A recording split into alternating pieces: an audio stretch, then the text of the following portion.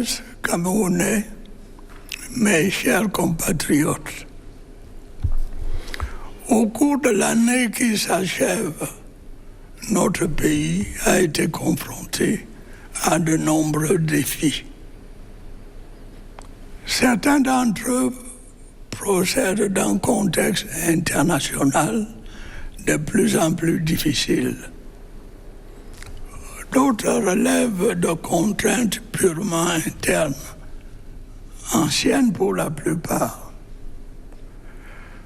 Je voudrais d'entrée de jeu vous assurer que malgré cette conjoncture difficile, nous avons continué à faire face ensemble, comme la nation unie et soudée que nous avons toujours été, les yeux rivés vers un objectif, le seul qui importe, le progrès. Comme par le passé, la conjoncture internationale a pesé de manière notable sur notre situation interne. La persistance de la guerre dans l'Est de l'Europe a continué de perturber les circuits d'approvisionnement du marché mondial des produits de grande consommation. Les prix des denrées alimentaires et les cours des ressources énergétiques n'ont dès lors pas cessé d'augmenter, en même temps que se durcissaient les conditions d'accès au financement extérieur. La résurgence en octobre dernier du conflit israélo-palestinien a exacerbé les clivages au sein de la communauté internationale et accapare désormais son attention. Cette situation, comme il fallait s'y attendre, a eu des répercussions négatives sur notre pays. Elle a entraîné une augmentation généralisée des prix des produits de grande consommation et par conséquent du coût de la vie. Elle a également généré des pénuries diverses, y compris en ce qui concerne les produits pétroliers. Mes chers compatriotes, les difficultés que je viens d'évoquer n'ont en rien entamé ma détermination à œuvrer au bien-être des populations qui m'ont fait et continuent de me faire massivement confiance, loin s'en faut. Malgré le contexte défavorable, le gouvernement a, sous mon autorité, poursuivi son action avec une détermination accrue. Les efforts méritoires engagés après la pandémie du Covid-19 en vue de la reprise économique ont produit des résultats appréciables. La résilience de notre économie s'est confirmée. À preuve, notre taux de croissance a continué de progresser et est estimé à 3,9% en 2023, grâce notamment aux performances du secteur non pétrolier. Les mesures de soutien à la consommation mises en œuvre par le gouvernement ont permis de maîtriser l'inflation et de la stabiliser à environ 6,7%. L'exécution de multiples projets s'est poursuivie ou a été lancée dans différents domaines afin de répondre aux aspirations des populations et d'améliorer leur bien-être. Je voudrais m'attarder quelque peu sur les secteurs les plus sensibles.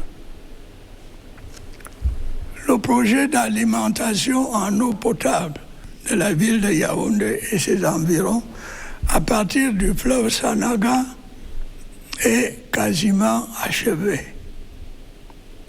Sa mise en service prochaine permettra de résorber substantiellement le déficit en eau potable de la ville de Yaoundé. Les études relatives au projet d'adduction d'eau potable à Douala et ses environs sont bien avancées. À terme, cette ville bénéficiera de 400 000 mètres cubes d'eau supplémentaires par jour. Par ailleurs, le gouvernement a engagé la remise à niveau des stations de production d'eau potable dans plusieurs villes secondaires, à l'instar de Tchang, Yabassi, Karoabula, etc. Les efforts nécessaires continueront d'être faits pour réhabiliter et étendre les réseaux de distribution de cette précieuse ressource à l'intérieur de nos villes et villages, afin de la rendre plus accessible aux ménages. Des avancées considérables ont également été enregistrées dans le secteur de l'électricité, en vue de résorber le déficit énergétique de notre pays. Environ 44 000 panneaux solaires couvrant 40% des besoins d'électricité dans nos 3 régions septentrionales ont été installés. Le barrage de Naktigal, d'une capacité de 420 MW, sera mis en service dans quelques jours.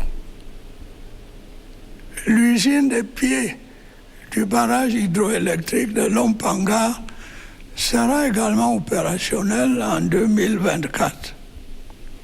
Elle permettra d'accroître l'offre énergétique dans la ville de Bertoua et ses environs. Plusieurs autres projets d'ouvrages hydroélectriques sont également envisagés ou en train d'être lancés.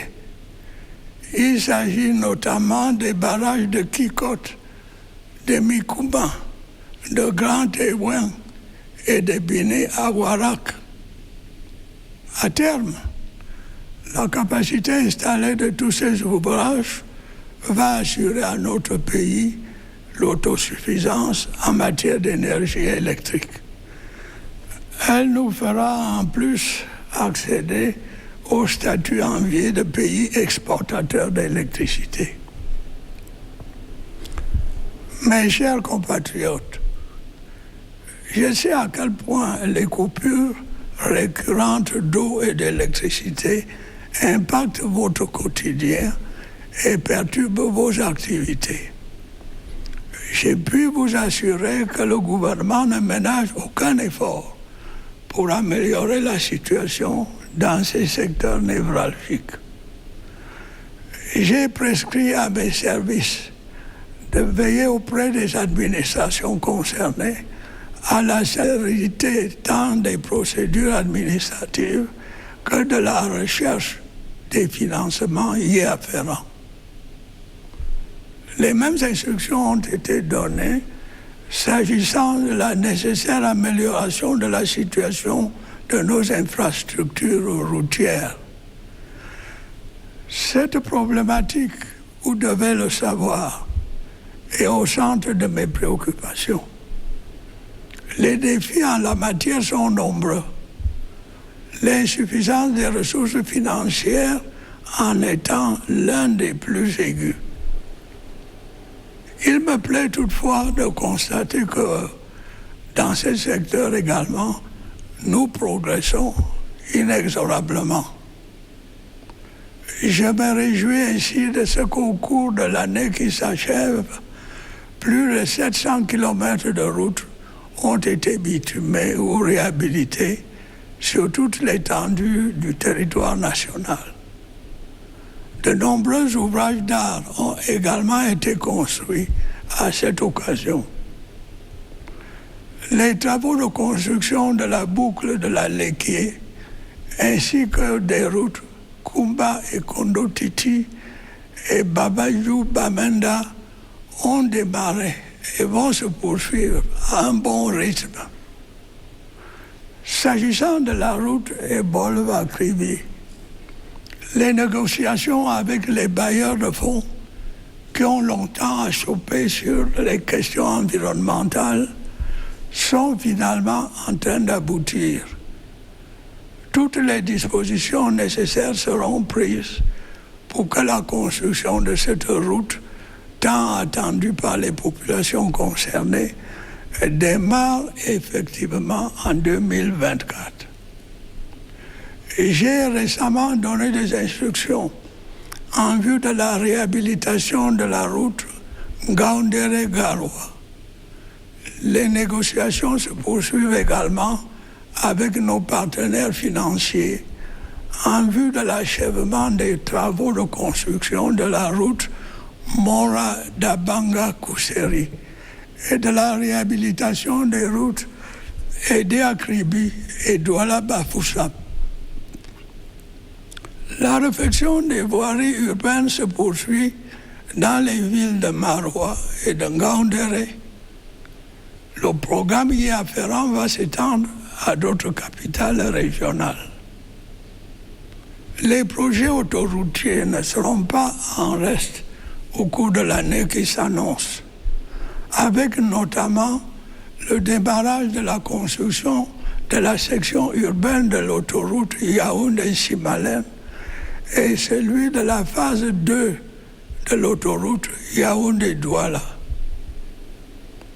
En outre, face à la dégradation de la situation en la matière, j'ai prescrit au gouvernement de trouver en urgence une solution pérenne au problème du ramassage des ordures ménagères dans nos villes, en collaboration avec les communes et les communautés urbaines.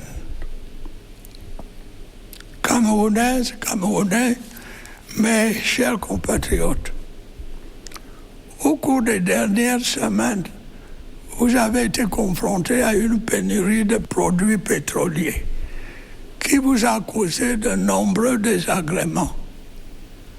Pour faire face à cette situation, j'ai prescrit au gouvernement des mesures urgentes permettant d'assurer l'approvisionnement continu du marché.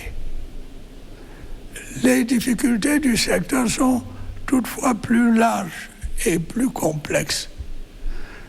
Vous devez savoir que dans le but de maintenir les prix à la pompe à leur niveau actuel, qui est largement inférieur à celui pratiqué dans les pays voisins, l'État doit, au prix d'importants efforts financiers, fortement subventionner les importations de produits pétroliers. Le poids de ces subventions pèse lourdement sur notre budget et rétrécit considérablement les ressources dont nous avons le plus grand besoin pour apporter des réponses aux autres problèmes auxquels nos populations sont confrontées. L'année dernière, le gouvernement a été amené à procéder à un léger relèvement des prix des carburants à la pompe. Grâce à cette mesure, la subvention des produits pétroliers, qui était de plus de 1000 milliards de francs CFA en 2022, a été réduite à environ 640 milliards de francs CFA en 2023. Cependant, cette subvention continue de peser significativement sur le trésor public. Nous n'aurons très certainement pas d'autre choix que de la réduire de nouveau. Nous verrons néanmoins à ce que les ajustements nécessaires n'impactent pas substantiellement le pouvoir d'achat des ménages. À terme, la réhabilitation de la Sonara, dont j'ai prescrit l'accélération, devrait contribuer à améliorer la situation dans le secteur. Mes chers compatriotes, il est loisible de constater que malgré la bonne volonté des pouvoirs publics, la mise en œuvre des différents projets devant permettre de répondre aux aspirations de nos populations se heurte à une contrainte majeure, celle de l'insuffisance des ressources financières nécessaires. C'est la raison pour laquelle je n'ai de cesse de prescrire au gouvernement la rationalisation des dépenses publiques, de même que la recherche des voies et moyens supplémentaires d'accroître les ressources publiques.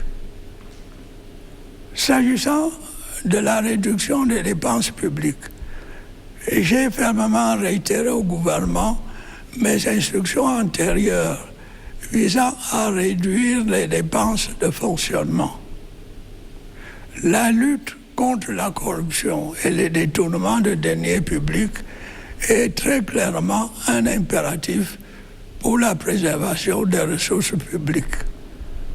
Elle va connaître une intensification notable au cours de l'année qui s'annonce.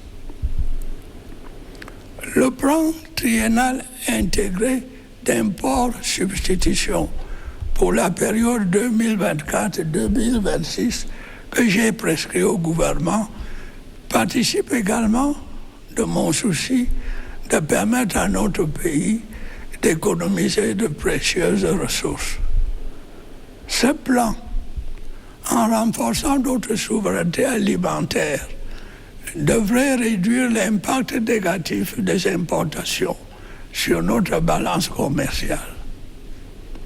Le déficit y afférent est évalué à un peu plus de 1 500 milliards de francs CFA par an. S'agissant de l'accroissement des ressources publiques, il est nécessaire d'explorer de nouvelles pistes face aux contraintes inhérentes à l'élargissement de l'assiette fiscale et à la baisse drastique des recettes pétrolières. La mine solide, en particulier l'or, nous semble constituer à cet égard une niche exceptionnelle de ressources financières. Notre pays dispose en effet d'importantes réserves minières non exploitées que nous devons valoriser. Je me réjouis du démarrage des projets miniers que j'ai annoncé l'année dernière concernant l'exploitation des gisements de fer de Kribi-Lobé, Pipidi Grand Zambi et Mbalam Nabeba. L'amélioration du climat des affaires est à l'évidence une condition essentielle à l'attraction des investissements étrangers, ainsi qu'à la création d'un secteur privé vigoureux, susceptible grâce à une création dynamique d'emplois et de richesses, de faciliter notre accession à l'émergence. La confiance dans le système judiciaire participe inévitablement de la perception du climat des affaires. La justice est, comme vous le savez, l'un des piliers de l'état de droit. Il est donc impératif qu'elle agisse en toute impartialité et soit imperméable aux interférences de toute nature. Je voudrais vous assurer qu'en tant que garant de son indépendance, je continuerai à prendre toutes les mesures nécessaires à son bon fonctionnement. Mes chers compatriotes, permettez-moi à présent de dire quelques mots sur le secteur de l'éducation nationale. Malgré les efforts du gouvernement, la sérénité n'y est en effet pas complètement revenue. Pourtant, des efforts méritoires ont, de l'avis même des concernés, été consentis par le gouvernement à cet égard. En dehors des nombreuses mesures de divers ordres qui ont été prises par les administrations concernées, plus de 72 milliards de francs CFA ont été débloqués en 2023 pour prendre en charge les dépenses y afférentes. Une provision complémentaire de 102 milliards de francs CFA a également été constituée dans le budget de l'État au titre de l'exercice 2024 afin d'apurer les dépenses résiduelles. Il sera dès lors difficilement admissible que l'éducation de nos enfants continue d'être prise en otage par une frange d'enseignants dont les motivations réelles semblent s'écarter des objectifs affichés. Je voudrais être clair à cet égard. Autant je suis soucieux de voir les enseignants bénéficier des conditions appropriées pour l'exercice de leur noble métier, autant je suis intransigeant pour le respect du droit à l'éducation de notre jeunesse. Des mesures fermes vont à cet égard être prises pour veiller à ce que nos enfants ne se retrouvent pas victimes d'une éducation au rabais. Un dialogue constructif se poursuivra par ailleurs avec les syndicats reconnus pour progresser sereinement vers la prise en compte des aspirations et des préoccupations des enseignants. Mes chers compatriotes, au plan sécuritaire, de nombreux accidents de la route ont continué d'endeuiller nos familles et de priver notre pays de ressources humaines précieuses. Je voudrais le dire clairement, cela n'est pas acceptable. J'en appelle une fois de plus au sens des responsabilités des conducteurs et des propriétaires des agences de voyage. Toutes les mesures nécessaires doivent être prises pour assurer la sécurité des passagers et des autres usagers de la route. Le gouvernement, pour sa part, va renforcer ses efforts en ce qui concerne l'amélioration de l'état du réseau routier, mais aussi pour ce qui est de l'application vigoureuse des mesures nécessaires de prévention et de répression. Mes chers compatriotes, grâce à la collaboration active des populations avec nos forces de défense et de sécurité, la situation dans les régions du nord-ouest, du sud-ouest et de l'extrême nord s'est significativement améliorée. Elle permet désormais la mise en œuvre sereine des plans de reconstruction et de développement des dites régions. Les exactions criminelles des terroristes n'ont cependant pas totalement disparu. Les populations civiles en sont malheureusement les principales victimes. La ville de Bamfé a été, le 6 novembre 2023, le théâtre du massacre barbare d'une vingtaine de civils en pleine nuit. Je condamne avec la dernière énergie de telles atrocités qui défient la raison et qu'aucune cause ne saurait justifier. J'encourage nos concitoyens des régions en proie au terrorisme à continuer de collaborer avec les forces de défense et de sécurité, dont je salue la bravoure et le professionnalisme. Et je réitère à l'endroit des groupes armés mon appel à déposer les armes et à rejoindre les centres de désarmement, de démobilisation et de réintégration. Je note avec satisfaction qu'un nombre croissant de ces combattants a effectivement répondu à cet appel ces dernières semaines. Quant à ceux qui persistent dans la voie criminelle, qu'il s'agisse du terrorisme ou du grand banditisme, le sort qui les attend n'est pas enviable. Ils doivent savoir que notre volonté inébranlable d'assurer la sécurité de nos concitoyens ne faiblira pas. Camerounais, mes chers compatriotes, dans quelques semaines, nos chers lions indomptables participeront à la 34e édition de la Coupe d'Afrique des Nations de football qui se déroulera en Côte d'Ivoire.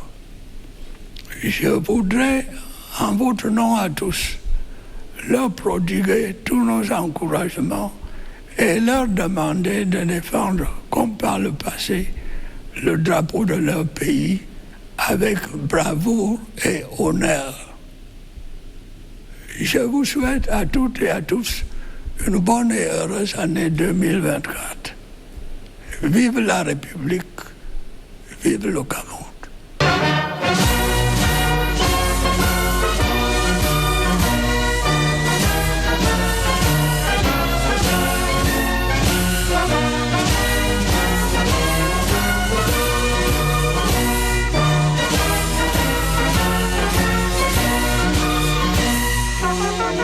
Thank you.